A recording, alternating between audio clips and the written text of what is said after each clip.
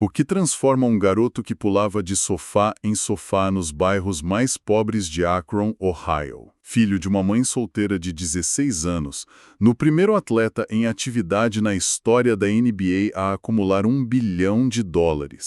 Hoje, a gente vai mergulhar na história de LeBron James.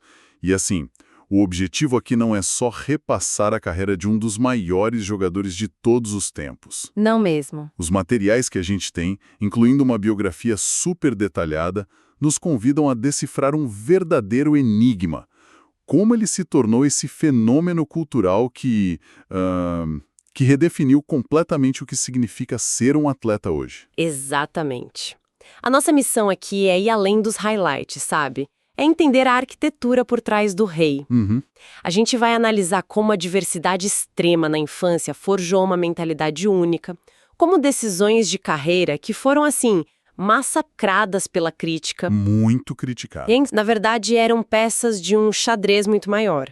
E, claro, como ele construiu um império que vai muito, mas muito além das 4 linhas, é uma aula sobre talento, visão e um nível de controle da própria carreira que ninguém tinha visto antes. Então vamos para o começo, porque sem entender a origem, o resto não faz tanto sentido.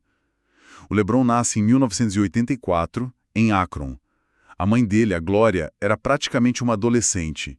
E o pai biológico? Nunca esteve presente. Exato. E a infância dele é marcada por uma instabilidade brutal. Brutal é a palavra certa. Eles se mudaram mais de 10 vezes em poucos anos. Nossa! Imagina isso. Não ter um quarto, não ter amigos fixos, não ter rotina. Para a maioria das crianças, isso seria devastador, né? Com certeza. Mas o que as fontes indicam é que essa falta de controle sobre o ambiente gerou nele uma necessidade quase obsessiva de controlar o que ele podia. O talento dele. E a Glória, mesmo com toda a dificuldade, criou uma barreira de proteção ao redor dele, sabe? E o mais curioso é que o primeiro brilho não foi com a bola laranja, né? Não foi. Aos 9 anos, ele era um monstro no futebol americano. Numa temporada, dizem que ele marcou 18 touchdowns em 6 jogos. É um absurdo. Sim, o talento atlético era algo fora da curva em qualquer esporte, mas o basquete virou a vocação. E aqui entra um momento decisivo que já mostra a mentalidade dele desde cedo. Qual? Em vez de buscar o caminho individual, ele forma o Fab Four com 3 amigos de infância, Sean Cotton, Drew Joyce III e Willie McKee. Eles fazem um pacto. Um pacto? Sim, um pacto de jogarem juntos no ensino médio. Cara, isso já é um sinal daquela mentalidade de agente no controle, não é? Eles escolhem a St. Vincent St. Mary, uma escola onde poderiam jogar juntos, e aí a lenda começa a ser televisionada para o país inteiro. Exato. De repente, jogos de ensino médio viram eventos nacionais na ESPN, o apelido King James já estava na boca de todo mundo. E a pressão devia ser gigantesca. Gigantesca. Mas ele parecia se alimentar dela. O momento que cristaliza isso é um jogo em dezembro de 2002. Ah, eu sei qual é. Contra Oak Hill. Isso. O time do Carmelo Anthony, outro futuro superstar, era o confronto mais esperado do país, em rede nacional, com todos os olhos do mundo do basquete sobre ele, um adolescente. E o que ele faz? LeBron entrega uma performance de 31 pontos, 13 rebotes e 6 assistências. Uma dominação completa. Foi logo depois disso que a Sports Illustrated botou ele na capa com aquela manchete, The Chosen One, o escolhido. Que peso para colocar nos ombros de um garoto de 17 anos. Pois é, mas ele termina o ensino médio com números de profissional, mais de 2.600 pontos, quase 900 rebotes. Ele estava pronto. Mais do que pronto. E a primeira decisão dele como profissional, antes mesmo de pisar numa quadra da NBA, já mostra essa visão de negócios. Totalmente. Ele é draftado pelo time da cidade dele, o Cleveland Cavaliers, em 2003. Aí a Reebok chega com um cheque de $115 milhões.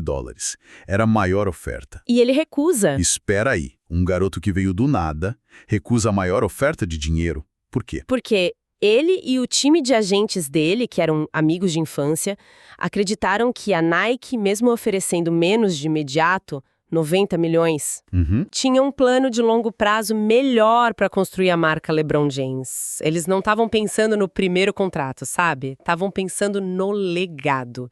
Essa capacidade de jogar xadrez enquanto os outros jogam damas é uma constante na carreira dele.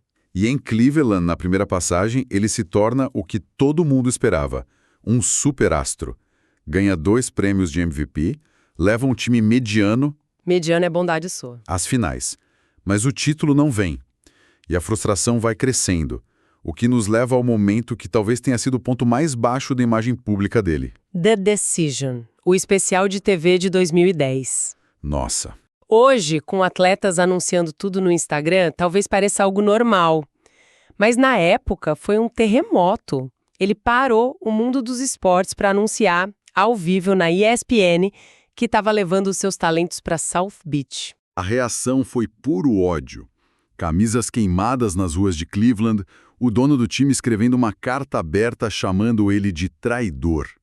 A mídia pintando ele como o auge da arrogância. Sim, a execução foi um desastre de relações públicas, sem dúvida. Mas se a gente analisar o ato em si e não a forma, The Decision é talvez o primeiro grande exemplo dele testando os limites do poder de um atleta. Como assim? Até aquele ponto, a expectativa era de lealdade cega à cidade que te draftou. Ele rompeu com isso. Ele tomou o controle da narrativa. Em vez de um jornalista vazar a notícia, ele se tornou a fonte. Foi um passo doloroso, mas fundamental na construção do atleta empresário que a gente vê hoje. Ele estava dizendo, eu sou o CEO da minha própria carreira. Uma carreira que em Miami finalmente rendeu os títulos. Mas não sem antes uma derrota humilhante em 2011 para o Dallas Mavericks, onde ele jogou muito mal. Essa derrota foi crucial. As fontes dizem que foi o momento em que ele percebeu que só o talento não bastava. Ele se reinventou como jogador, desenvolveu o jogo dele e voltou para ganhar 2 campeonatos seguidos, em 2012 e 2013. Sendo MVP das 2 finais. Exato. A missão em Miami estava cumprida. E então, ele choca o mundo de novo. Com uma simples frase num artigo. I'm coming home. Estou voltando para casa. Ele anuncia o retorno para Cleveland. Se a saída foi uma tempestade, a volta foi um ato de redenção planejado de forma brilhante. E o clímax dessa jornada de redenção é a final de 2016. É um roteiro de cinema. Totalmente. Os Cavaliers contra o Golden State Warriors, o time que tinha quebrado o recorde de vitórias na temporada. Cleveland tá perdendo a série por 3-1. Ninguém na história das finais tinha virado um 3-1. Era impossível. Exato. E no jogo 7, nos minutos finais, acontece a jogada que talvez defina a carreira dele. Andre Iguodala, do Warriors, vai para uma bandeja que selaria o título. Do nada, o LeBron aparece. Correndo a mais de 32 km por hora. E dá um toco na bola contra a tabela, the block.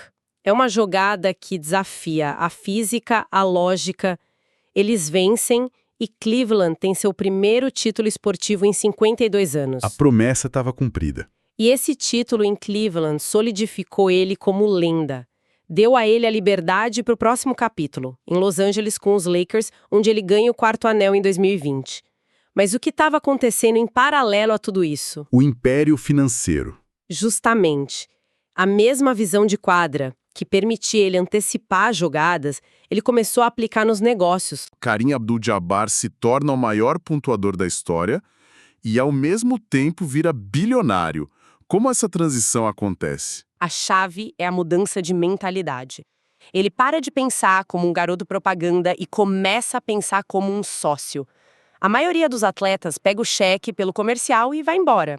O LeBron começou a buscar equity, participação acionária nas empresas. O caso da Beats by Dre é o exemplo perfeito disso, certo? É o exemplo clássico. Em vez de um cachê para usar os fones, ele negociou uma pequena participação na empresa. Anos depois, quando a Apple comprou a Beats por 3 bilhões, Aquele pedacinho de papel virou uma fortuna. virou um cheque de 30 milhões de dólares para ele. Ele não ganhou um bônus, ele lucrou como um dos donos. E essa estratégia ele replicou várias vezes. Como na participação dele no Fenway Sports Group. De repente, o LeBron James, o garoto de Akron, virou sócio de clubes como o Boston Red Sox e o Liverpool. Ele não está só jogando o jogo, ele comprou um assento na mesa dos donos do jogo. E o ápice disso é a Spring Hill Company, a empresa de mídia que ele fundou com o sócio dele, Maverick Carter. Ela foi avaliada em 725 milhões de dólares em 2021. Uau! Pensa no que isso significa. Ele percebeu que o poder supremo não é dar entrevistas, é ser o dono do estúdio que produz o conteúdo. Ele deixou de ser o talento na frente da câmera para ser o chefe por trás dela. E isso nos leva ao último pilar do legado dele, que vai além do atleta e do empresário. É o ativista e o filantropo. A escola I Promise, que ele fundou em Akron, parece ser o projeto da vida dele. É algo profundamente pessoal. Ele não construiu só uma escola, ele construiu um ecossistema.